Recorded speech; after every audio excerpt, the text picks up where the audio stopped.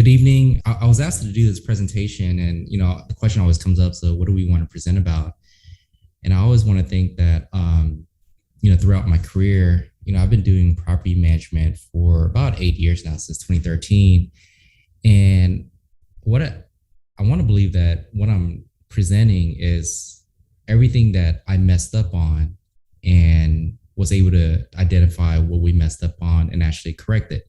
So, for those that are listening, ultimately, you guys are, leveraging the mistakes that I made, I guess, throughout the 8 years that we've been doing this. And at this point, I've probably managed around 1,500 rental properties. Actively, we manage right around 400. But from, the amount of rental properties we manage close to around between 1,000 to 1,500 rental properties. So there's been a lot of mistakes that have been made. And there's also, the good thing is that there's always been a lot of lessons learned from it. Just real quick, quick disclaimer. I always got to say this is, it's not any kind of legal advice or anything that we're providing. This is just for educational purposes. A little bit about me is that I'm the broker and owner of Property Care. We are a full-fledged real estate brokerage. We're licensed with Texas. We have our HAR account. I actually started in 2011 buying my first rental. So, I want to say that I've been part of real estate for about 10 years now. Bought my first rental in 2011, bought a home investors franchise. Have you ever seen those signs that says "We Buy Ugly Houses" back in 2012? I ended up buying around eight rentals in 2012, and then a few here and there every year after that. And then I started Property Care in 2013. Originally, I was actually working public accounting and corporate life for Ernst & Young, PricewaterhouseCoopers, and just really got involved in real estate and really just kind of made the decision to switch over to real estate and never looked back in terms of, I don't think I ever see a life actually going back to corporate life or anything. I've always enjoyed doing real estate, even since I was a little kid. I think probably the best part of doing real estate is actually taking a house that's needs in major renovation and making it look something nice. It's probably the most enjoyable part of doing real estate. You really have to enjoy what you do in order to continue doing it. I think when I was in accounting, it's probably something I dreaded doing every single day. And it wasn't, I couldn't wait to get out of it, I guess you could say. And I did it for 6 years before I switched over to accounting. Definitely born and raised here in Houston. Never left. I've called Houston home my whole life.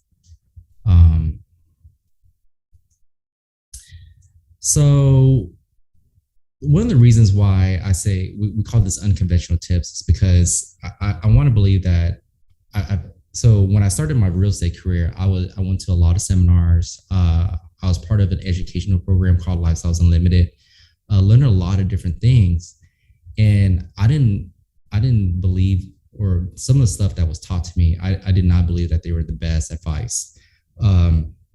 Ultimately, the goal when you're owning rentals is, or some of these tips is that to really just make owning rentals more enjoyable. I think, from a wealth building perspective, I think owning rentals is amazing. The tax advantages for it. But there's tough moments when you own rentals. And some of our tips here is just really just try to make owning rentals a lot more enjoyable than what they are to a lot of people. There's a reason why, have you ever heard of wholesalers or people who look for distressed properties? A lot of times people are searching for people who own rentals, or is their second home or investment property, because it gets to a point where owning rentals is not an enjoyable. And our goal is to be able to have tips or put into place things that make your life easier and make it where it's worthwhile, where you're just not letting it loose. And when I came up with these tips, some of the things is, number one is always make it more enjoyable. Try to maintain a professional relationship with your tenants will make your life way more enjoyable. Increase the desirability of the rental property is super important, or increase the value of property. do some preventative maintenance. I think, one of the interesting things is that I think one of you, other than if you own your own home, your rental property is probably your most valuable asset from a dollar perspective. So, we've come across owners all the time that don't want to do any additional work or spend any dollars to maintain one of their most valuable assets. And I always find that a mistake. There's some owners that I cross that come with a formula where they spend 5 to 10% of their gross revenue that they receive from the rent and put it towards maintaining their asset. I think maintaining your asset preservation is really important when you own rentals. It's not something that's really talked about amongst rental people because then it kind of ruins your cash flow a little bit. But I think from a long-term perspective, I think it's really important to have, maintain your asset, one of your most valuable assets that you could possibly have.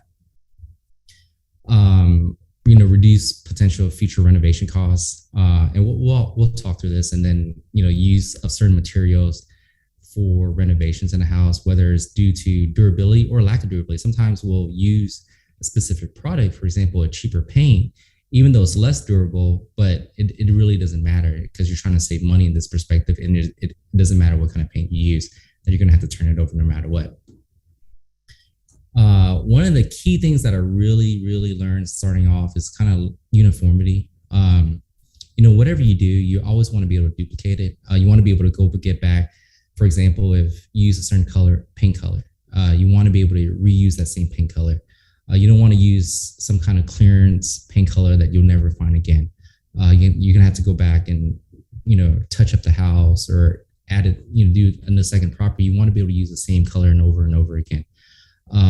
Set standards and practices that you actually stick to. Like, for example, if you tell a tenant that do not email or text you, or you don't provide their phone number, you never provide your phone number, you just provide an email, that you actually stick to that. Because again, if you set up some standards and rules and you don't stick to them, that's when your life becomes a little bit more miserable when you're owning rentals. Do not reinvent the wheel each time. I think there's great examples out there that you can really go towards. For example, one of the things that we do actually quite often is actually look towards the apartment industry. The apartment industry actually has, they kind of set the trends for a lot of things. For example, I think one of the big trends back then was to use vinyl plank rather than carpet. Apartments really started this, and single family landlords actually caught on to it and used it as a product, and it became prevalent where so many people use it now. Now you find even vinyl plank in new construction houses. But really, if the apartment industry, if you're actually looking for a standard in terms of trying to find an example for you to use certain products and stuff, I think apartments is always a good place to look towards too. The last thing is always find ways to improve. Like I said, every tip that I'm going to present here, it's probably because we made a mistake and it really stuck with me. It's like something happened, or something that made my life miserable, or my company's life miserable, or my employees' life miserable, to the point that like, hey, we got to change what we're doing and let's stick to this. So we're always finding ways to improve our process, how we can be ahead of the problem rather than just responding to issues that arise all the time. If you're always responding to issues, that's when your life becomes miserable. So getting in front of things is really important in terms of actually trying to make your life a little bit better when you're owning rentals. It's kind of interesting when I'm talking on this webinar. So, I've done many presentations in person, and you kind of get a feel for the crowd. But when I'm on this webinar, I'm literally just listening to myself talk, and I don't really see any facial expressions or how people are taking it. So hopefully, whatever I'm saying is actually great. You guys are really liking it and find it enjoyable, at least to listen to. So this is my first tips, and this became so important when I think back in February when we had the freeze, right? So this actually kind of came about. I had one of my first properties that one of the pipes in the attic actually sprung a leak and almost flooded the house. And I was lucky to get there within the hour before things got worse. But one of the things that we've always done at our company is that we actually locate exactly where the water shut off is for each and every single house. For some of the older houses, they don't have a water nozzle. So you got to know that it's either at the meter or there's a nozzle.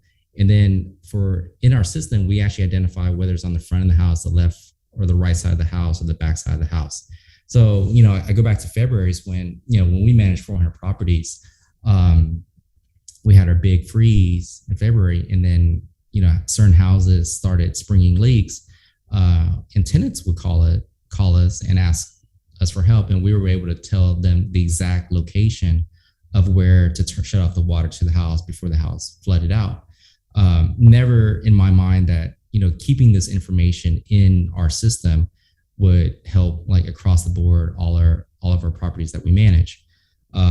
So this is, one of those things where when you buy your first property, you should kind of keep track of it. Electrical panels, breaker boxes. So people take for granted, like, if you lived in a house, you probably know exactly where a breaker box is, but we've come across tenants so many times that have never lived in a single family house, and they've only lived in apartments their whole life. And you ask them what the breaker box or the electrical panel is, and they don't have a clue.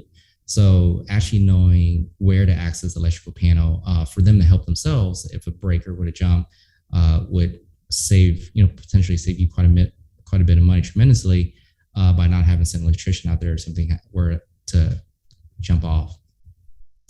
And then even gas. So we actually always keep track of where the gas meter is around the house. And the reason for this is because you always want to turn on gas or all your utilities when a property goes vacant. And sometimes you don't know sometimes there's no gas appliances in the house. Like, for example, the stove is electric, the dryer is electric, but then the heater is actually gas. So the only place that you will find that is actually in the attic.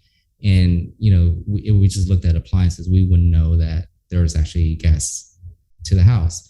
The reason why you want to turn on gas for all your vacancies, for example, if you're potentially doing a major renovation, if you leave gas off for a certain amount of time, time period, they may remove the gas meter. Then you have to pull a gas permit again. So I always want to turn on gas. I want to say that it's 3 months, and potentially a gas meter may be pulled. We've gone longer. Owners have gone longer without turning on gas, and meters have stayed. But at the same time, though, I think we've seen meters pulled within 3 months of gas not being onto a house.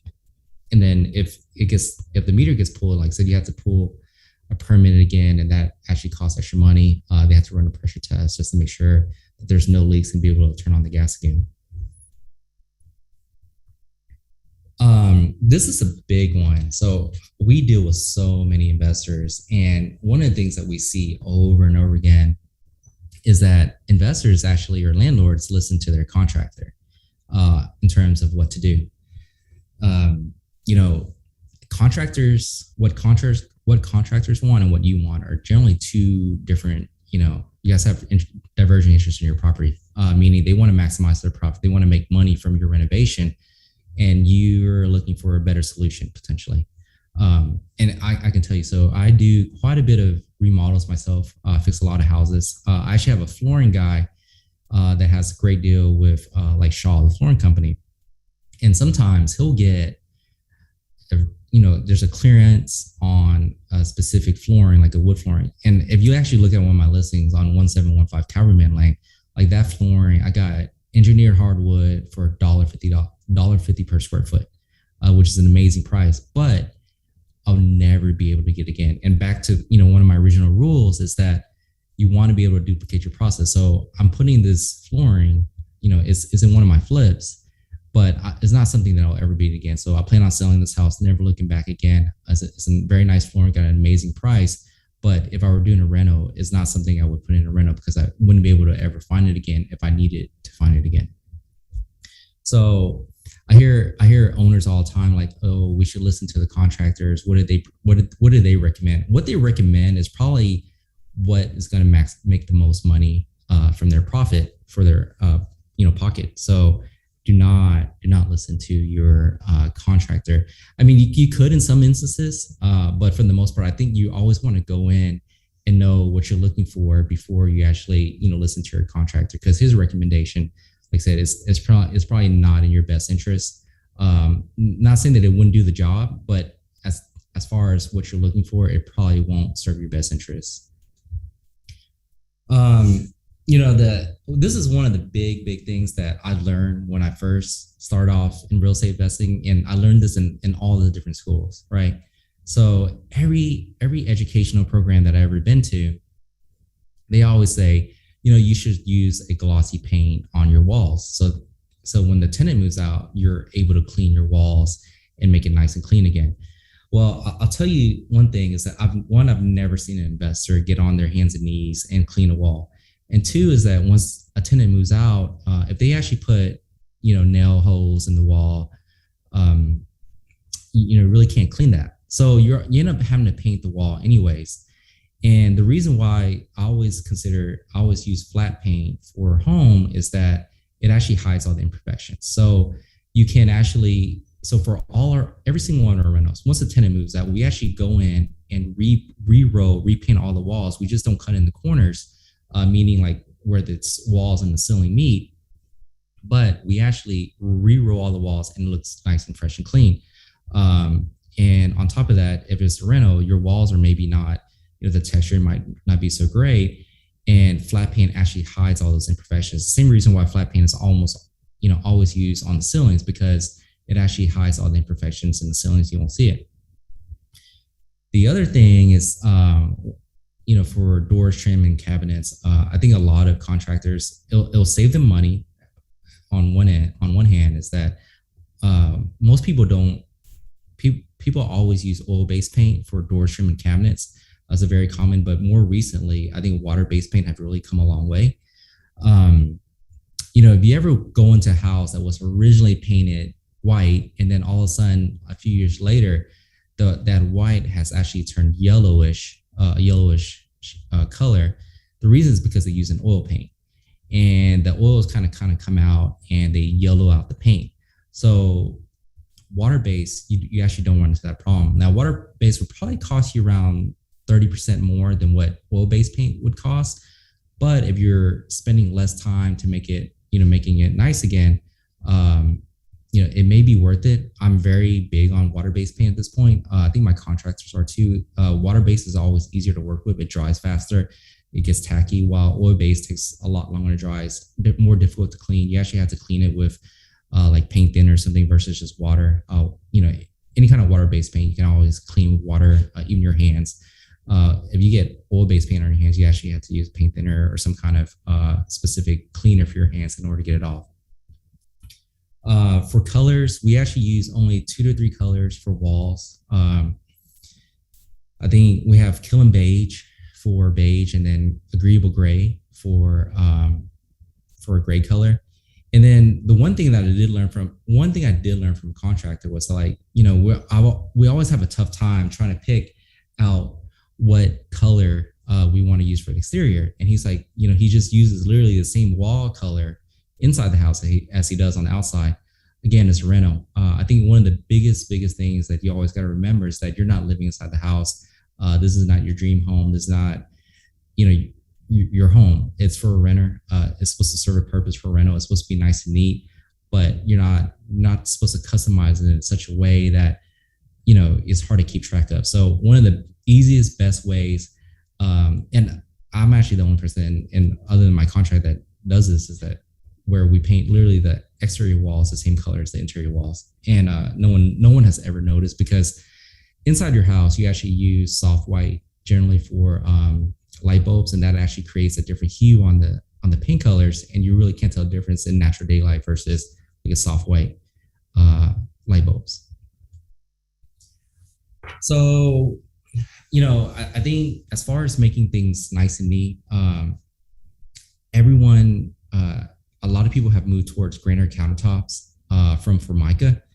And what I find interesting, and this is kind of bucking the trend for a lot of people, is that owners, landlords, they've always used this. They put the tile backsplash on the whole wall, and I find it interesting because I feel like everyone has to do it, but if you're actually moving from a Formica countertop, the Formica, which has the backsplash, integrated, attached to the countertop, it only has the 4-inch backsplash. But for some reason, the moment that you upgrade to a granite, now you have to, put this whole nice, a wall backsplash. Well, you almost double the cost of your granite, or replacing your counters by installing the backsplash, the full wall backsplash. And we replace granite for so many properties at this point, but the granite installer actually only installs the granite, and he actually outsources the plumbing and the tile work. So you're actually paying a separate person. I mean, it's all inclusive. He's subcontracting. Now you're still paying him, but ultimately you're paying twice as much for this additional work.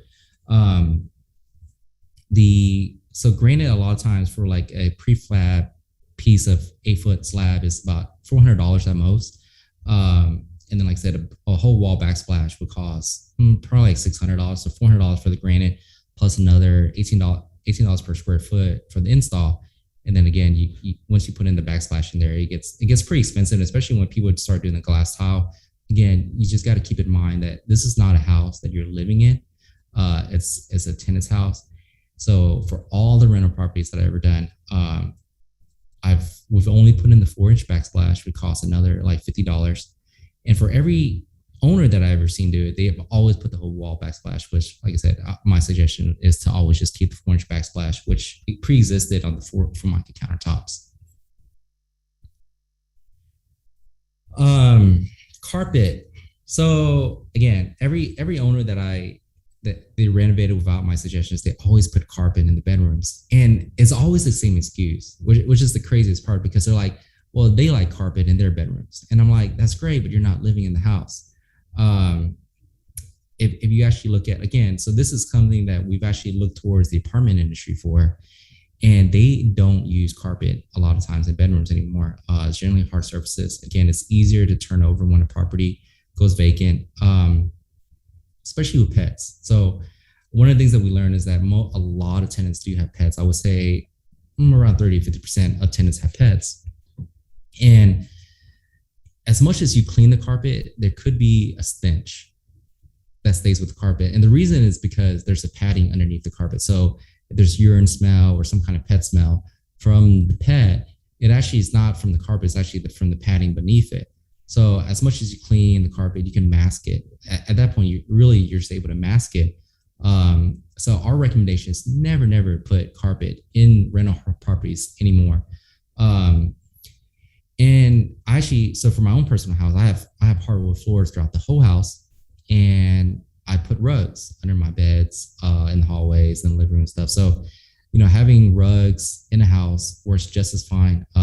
We've never had anyone not want a rental property because there was no carpet. I don't think there's any need for it.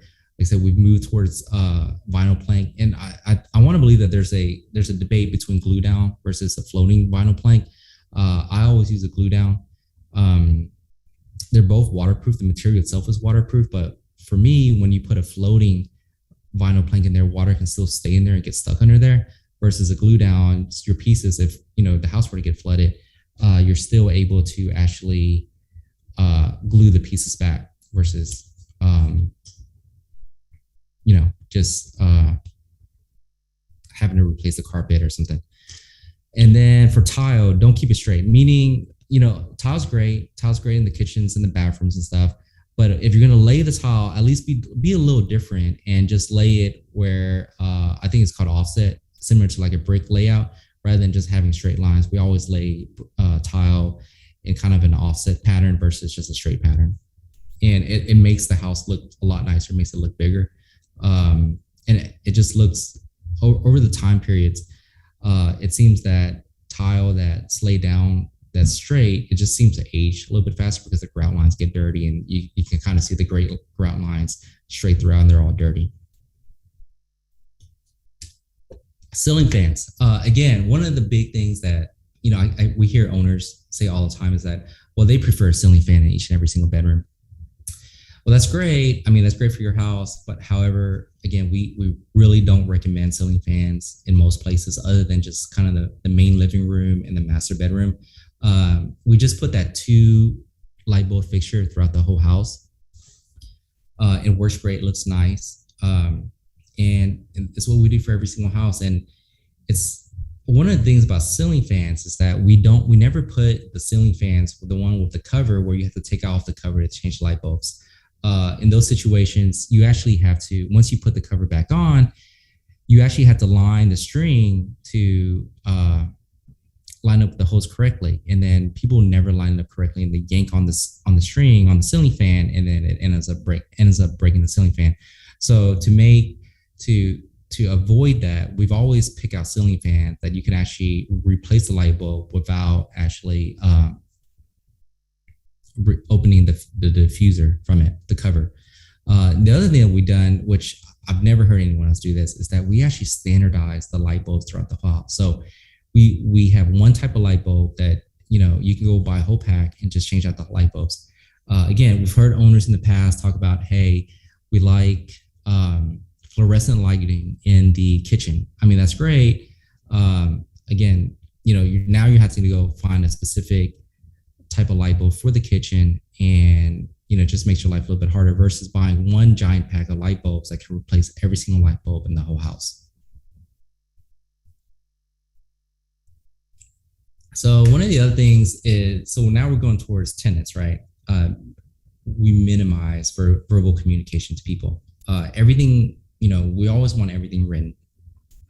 One of the most common things I hear, and I was even taught this, was that, you get the application, and then if you want to go forward with someone, then interview them. And I've never understood that. So I don't actually talk to any of the potential tenants that we talk to, potential applicants that could be tenants. We never interview them. To me, your application speaks for itself. Your credit score, your rental history, your credit history, your criminal history, all those speak to it. I've never understood, like, what is someone looking to learn when you're interviewing someone? Is it because you don't like something on their screening, so you're asking them the question? I think the response will always be is that there's a reason for it. There's always a reason for everything, right? But we're not here for charity. We're trying to put the best tenant in the house. You want to select the best tenant, and the best tenant is going to be the ones that have the best screening. So we never actually interview any single tenant. The only time we actually talk to an applicant is we're actually requesting more documents. It is very similar to if you were to apply for a mortgage, for example. If the mortgage company, they're going to request, your pay stubs, and they're going to run your credit history. I don't think a mortgage company is going to be swayed by whatever story or whatever excuse you have for a deficient item on your credit score. If it's there, it's there. You're gonna have to fix your credit. So we never ever talk to potential applicants. And then also at the same time, it keeps it business, because now you're hearing their story. You put an emotion to it. Anytime you put an emotion towards a business, that's when the kind of things go bad. The other thing is all the instructions need to be written. Again, like I said, if we go back to the original slides, like, hey, standardize your practice. So meaning whatever communication that you want a tenant to have, how they get the keys, when they should turn on the water, when they should switch gas, all these should be written and set up and saved in a place. So whenever you have a new tenant, you can just kind of forward it on. And like I said, set written expectations. So it kind of goes back to the same thing. It's the same point, is that, hey, if a tenant moves in, your expectations, they set up water within 2 or 3 days, right? Give them a grace period just to kind of get things moving. Everyone's, a little bit busy, or sometimes things get missed. You don't want water shut off on them. And that's kind of the worst thing. The tenant moves in, they don't have water. So you give them a 2 to 3 day grace period. So that's your expectation. But after that, they're penalized if they don't turn on water.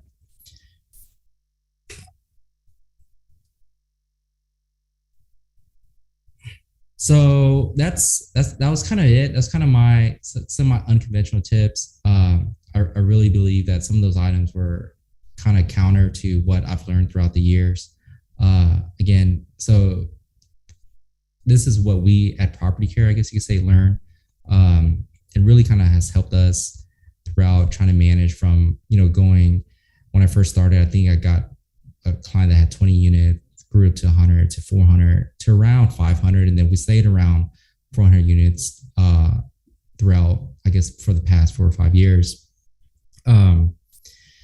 But, those are some of my best advices in terms of that have always stuck me through the years. I didn't really go back through research and try to vet out all the different things that I learned that I don't follow anymore.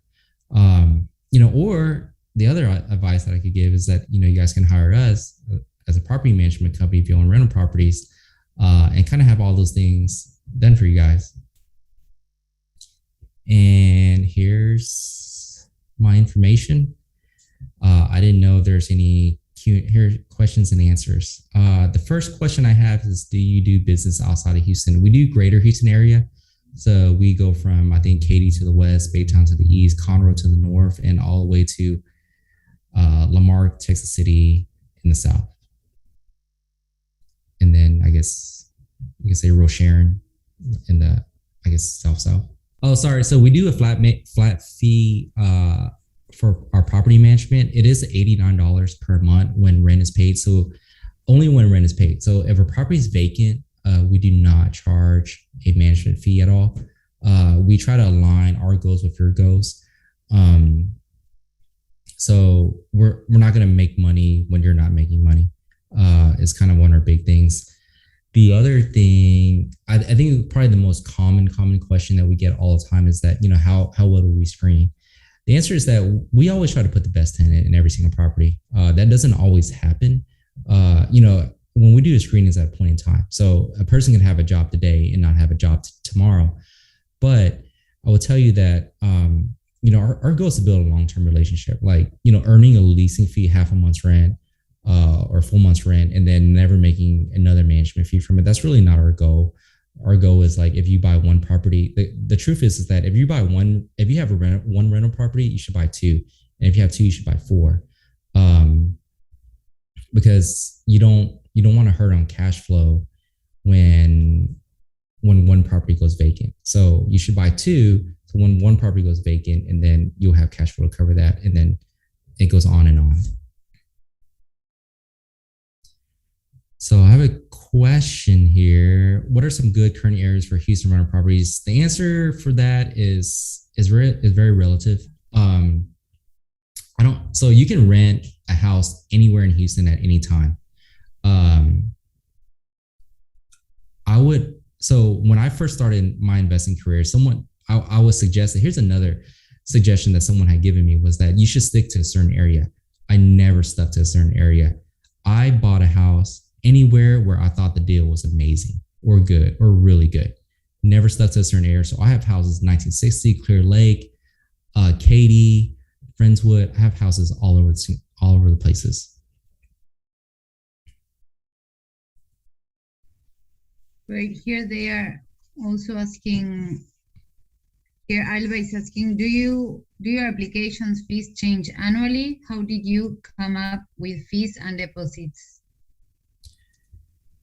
I'm sorry, give me 1 second. I'm trying to get the chat. Here you go.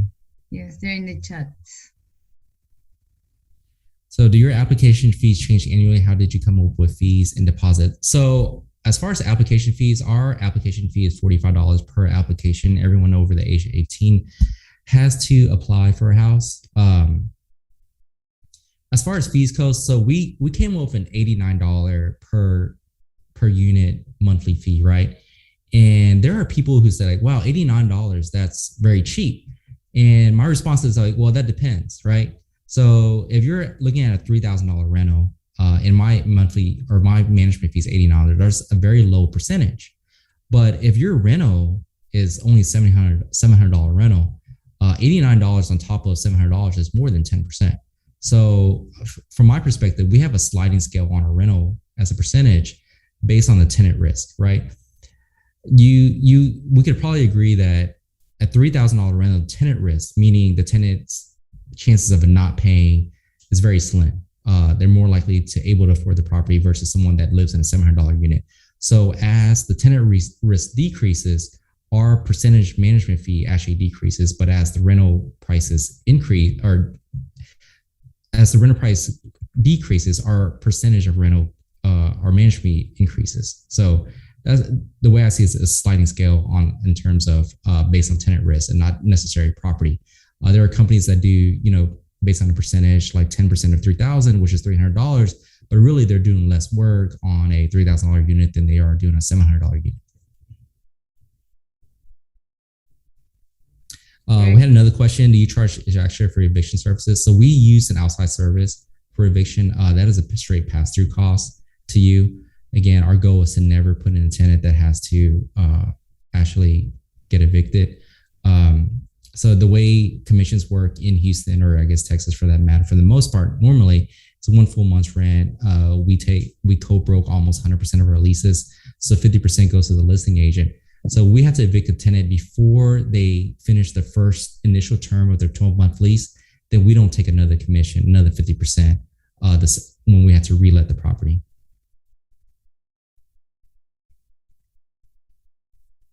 Great. Also, do I help investors buy properties? So I actually have a brokerage side called Parson Properties.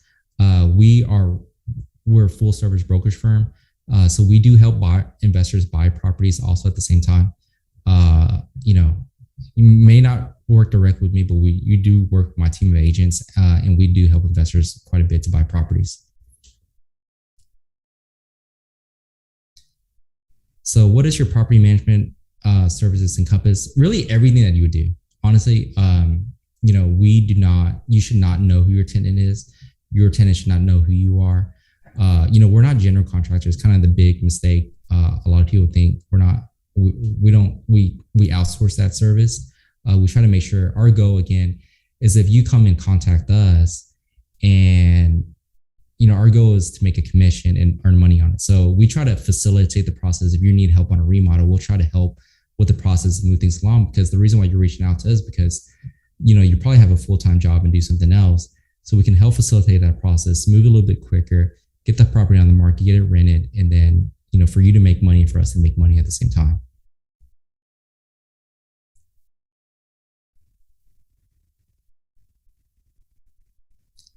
I have a question. I have a condo and live with 2 roommates, but the home is under my name. How would go about becoming an official landlord to help with taxes? I'm not really sure I understand how that would help with taxes. I guess if you could probably, I don't know how that could help with taxes, because you actually have to report it. You got to gross up your income and gross up your expenses. And that's really what you want to do. If you want to do, I guess, what's called house hacking, then you would have to, but you have to report your income. Your income would in theory be greater than your expenses. So that would actually hurt you on your income taxes.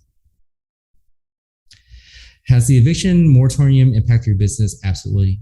It has affected me personally, the worst possible way. I had a tenant in there that stayed there for 8 months, couldn't do anything about it. So yeah, it has impacted me personally amongst some other landlords and investors at the same time. But again, I don't stress about it. You can only control what you can control. If you start stressing about everything that you can't control, there's nothing you can do. There's nothing I could do. I guess I could refinance to a normal, business loan or something, and then try to get them out a little bit quicker. But I have enough rental properties where it covers those expenses. Do I just focus on residential or commercial? We only do residential. You suggest individual houses, duplexes, or apartment buildings.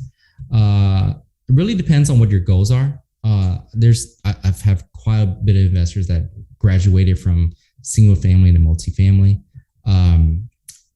People always bring up duplexes. I think duplexes is a great soundbite in investing, but there's really not many duplexes, fourplexes in Houston available. Not saying there's none. There's some, but getting a hold of those is kind of difficult to get. Definitely have some owners that own those, but again, it's not as prevalent as single family homes. I think you can go on HAR and check it out yourself, but there's not many duplexes or fourplexes available for sale at this moment. All right, next one. What is your experience with eviction? Evictions are easy. You just got to file your paper right. I mean, it's like getting a mortgage or doing any kind of other paperwork. You got to do the paperwork correctly. Now, there's different judges have different things. So, for example, we do a lot in Katy. So there's the courthouse on Clay. Very easy. We know his process. He actually gives you a script in order to do evictions. I've sat in the courthouse and up in Humble, plays by a different set of rules. Every judge is different. I'm not going to speak on, I would say as long as you file your paper correct, give the vacate notice properly, file the eviction properly at the right courthouse, you shouldn't have any problems unless the judge, puts his own emotion into it. You shouldn't have any problems with it. Eviction in the COVID times. Yeah. So everything just opened up. We actually just filed our first few evictions this past week, and we'll see how that goes. So we actually have been doing evictions.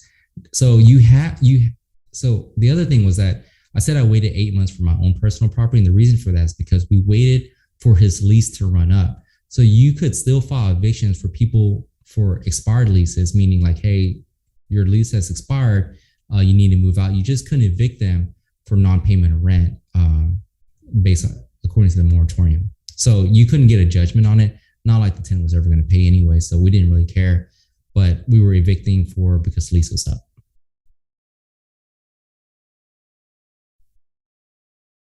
What is the best rate of ROI on rental properties? Infinity. It's funny that used to be a thing. If you ever read in the Bigger Pockets or some of the other investing forums where you get that BRRR or whatever, this happened to me once in my life where, you cash out refinance, you did 100% refinance, ended up paying nothing. So my return on investment was infinity from a cash flow perspective, right? Or on a cash on cash perspective. So infinity does exist where I put no money in and then I get a return. About how many rental properties do I need to have for it to make sense to hire your services? It really depends on you. The reason why people use a property management is because life gets in the way. You got kids, you got work. All of a sudden you can't keep up with managing your rental properties. I will say this is officially unofficial is that, or unofficially official is I think once you get to 8 rental properties, this is talking to a lot of investors. Once you get to about 8 rental properties, you've taken your congratulations. You just got another full-time job. Great, Jerry. Thank you very much for all the information and for answering all the questions. It was great. Thank you so much. Thank you. And thank you everyone for assisting tonight to this webinar. It was a pleasure. And as I guess we have no more questions, we will end the webinar. For the ones who asked for the recording, yes, we have the recording, so we will be sharing it with you. Thank you everyone for your time. Thank you very much, Jerry. All right, thank you everyone for coming out, listening.